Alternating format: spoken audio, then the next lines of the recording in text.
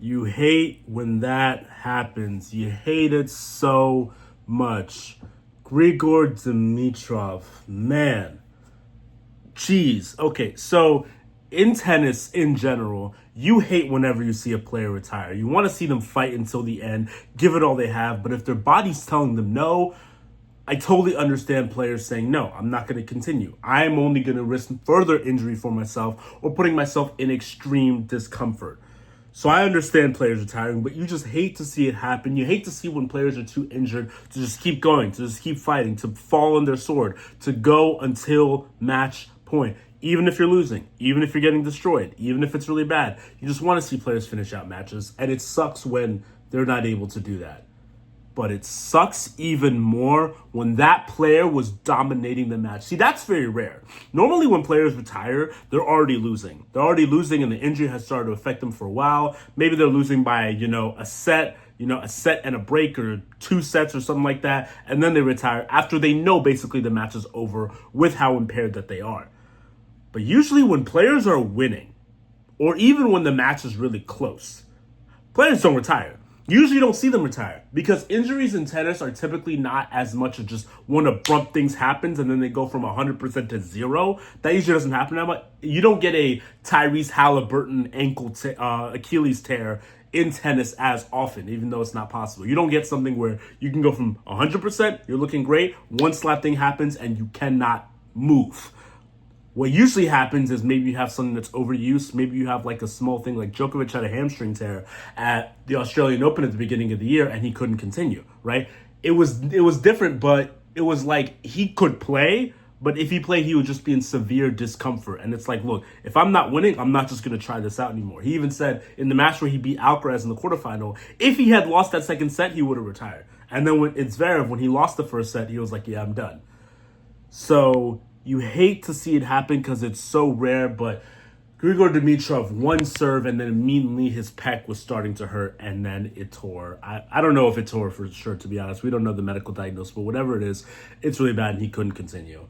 And I respect Jannik for saying that I don't feel like I won, because even though technically he didn't win. He didn't win. Typically with walkovers, with retirements, I'm able to say that player won if they were winning the match. And we know that player would have continued and won the match if the other player who retired had continued. I don't know if that's the case here. He was down 2 sets to love. Now, Jannik Sinner is a player of such quality that I wouldn't put it past him to win the last 3 sets. But Grigor Dimitrov just did to what Jannik Sinner that no player other than Carlos Alcaraz in a very long time has been able to do. I don't include the Halle Open because who cares, right? But other than Carlos has not been able to do at a Slam or 1,000 or any of the big tournaments. He completely outplayed him at his own game. He was making him more puzzled, more troubled than any player has, other than a certain Spaniard, of course, like I mentioned.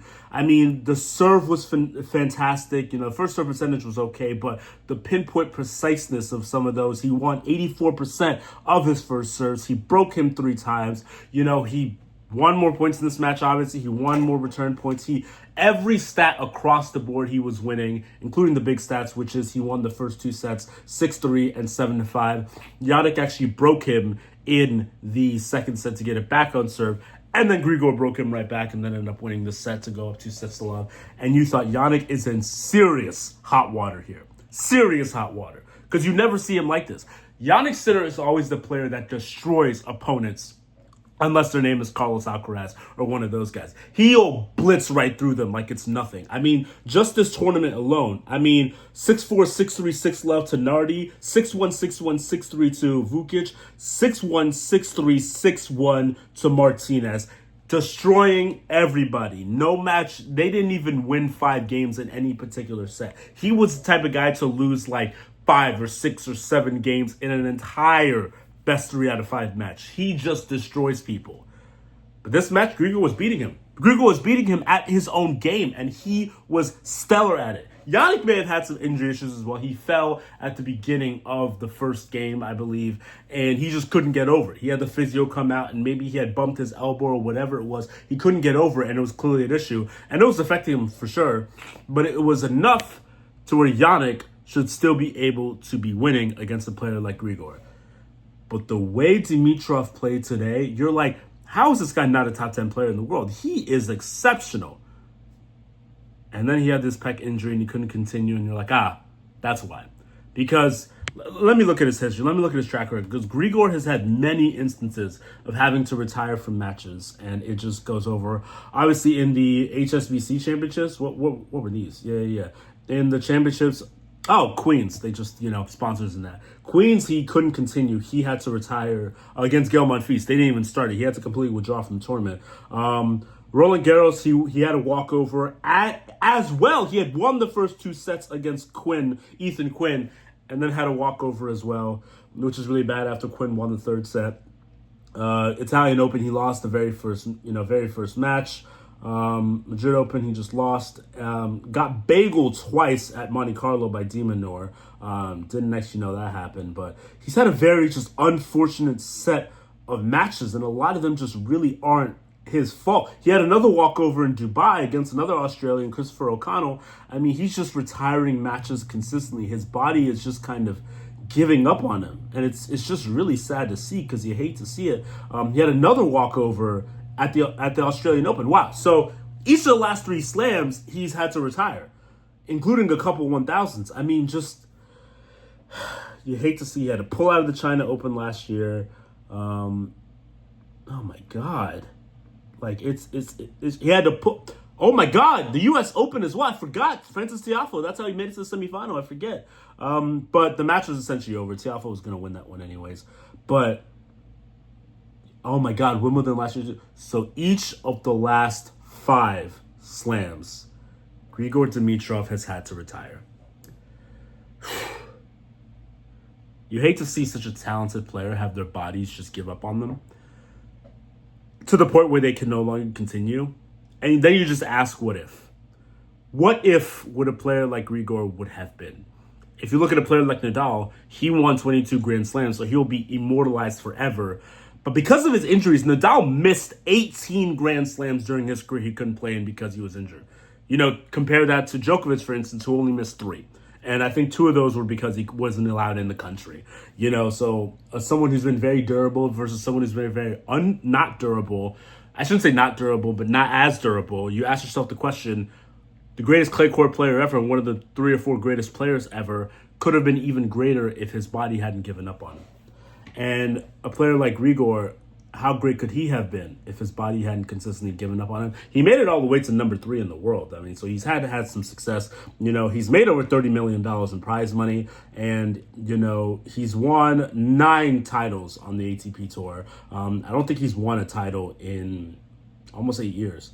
But he did win the ATP finals in 2017, so that was the biggest title that he's ever won. So he's had some success, but could he have potentially been competing for a slam or multiple slams if his body hadn't given up on him? I believe so. He's that talented. But each of the last 5 slams, his body just said no mas. And to be honest, let me check what happened to him at the French last year, if he even competed in it, because I don't actually know. Yeah, let's see. He just lost in straights to Jannik Sinner as well, but Sinner did not look like that player today, so that's interesting. But anyway, Grigor, yeah, sad to see. Jannik, you got very lucky, because that was as bad as I've seen you play in a very long time. Because usually whenever you play anywhere near like that, it's typically against a player named Carlos Alcaraz, and if that happens, I don't blame you. It's Carlos Alcaraz. He's extraordinary. He's phenomenal. But I just don't expect you to do that against Grigor Dimitrov. Maybe his elbow will be better in the foreseeable future. And so in the quarters, he plays against Ben Shelton. That'll be a difficult test for sure. Ben Shelton will give you an absolute run for your money. So you better be ready for Ben Shelton. I understand the injury is an issue, but you better be ready, because Grigor should have, and in my mind, even though you're still advancing, did beat you today. And that's as bad as you'll see a player like Jannik Sinner play. It's crazy because if Alcaraz had gone out this way, it'd be less surprising. If Djokovic went out this way, given his age, it'd be less surprising. For Jannik Sinner to go out this way up until, Grigor had to retire, insanely shocking. You just don't expect it. You don't expect it at all. And somehow Jannik played as poor as you could possibly see him play, and he got very lucky. So hopefully he cleans it up, because Jannik is so much fun to watch, and I would love to see Jannik center in at least a semifinal, potentially a final, maybe another Alcaraz center match, because the last one was pretty good, right? So I would love to see that, but just made me feel bad for Grigor. I don't know where his career goes from here, because, you know, I just want to see him continue to play high-quality tennis, but I don't know if he's going to be able to. I really don't. I don't know if he's going to be able to go through matches and go through entire tournaments where he has to play 6-7 matches on the way to a title before and not retire. Who knows? But all respects to you. Jannik has to clean his game up if he wants any chance to compete for a Wimbledon title. And we'll see what happens there. But all we know is it'll be very entertaining, but it still will leave something in us that Grigor Dimitrov could have been in the Wimbledon semifinal.